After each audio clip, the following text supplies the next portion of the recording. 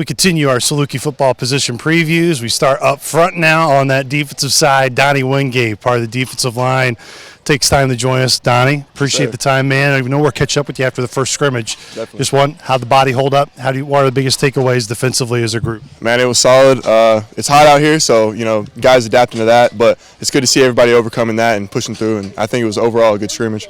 One of the things I really loved about you is, one, you're a great guy to talk to just from time to time to practice. But you got a way to get into a certain mode and a mindset when you get on the field. Definitely.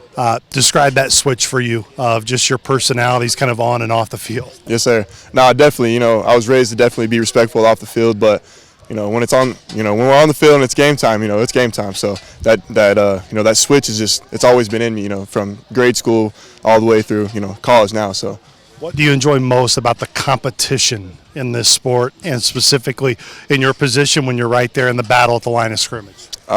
Man, like you said, I just love the competition. I love to win. I hate to lose, so that fuels me. Every rep that I take, I look at it like that. If I lose, I'm gonna feel it for sure. So I try to win everything I can. Of course, you had the opportunity to be here in the spring and now ultimately in the fall. What have been some of the biggest things you've taken in and what you've enjoyed about being a part of this defense? Well, first of all, just being here, getting in the weight program with Meade, I think it was a big deal. I loved it. Summer, winter training, I think I developed my body, my speed, everything like that. So, that was a huge takeaway for me. And then just being in the room with a great bunch of guys. We got a few transfers, some guys that have been here, and then just a great coaching staff. So I think we're going to go a long ways this season. In terms of the room, you played a lot of college football. You understand it just can't be 4 to 5 guys in that D-line room. It's got to be a full-fledged unit. Where are you guys at right now in terms of figuring out those pieces? Yeah, definitely.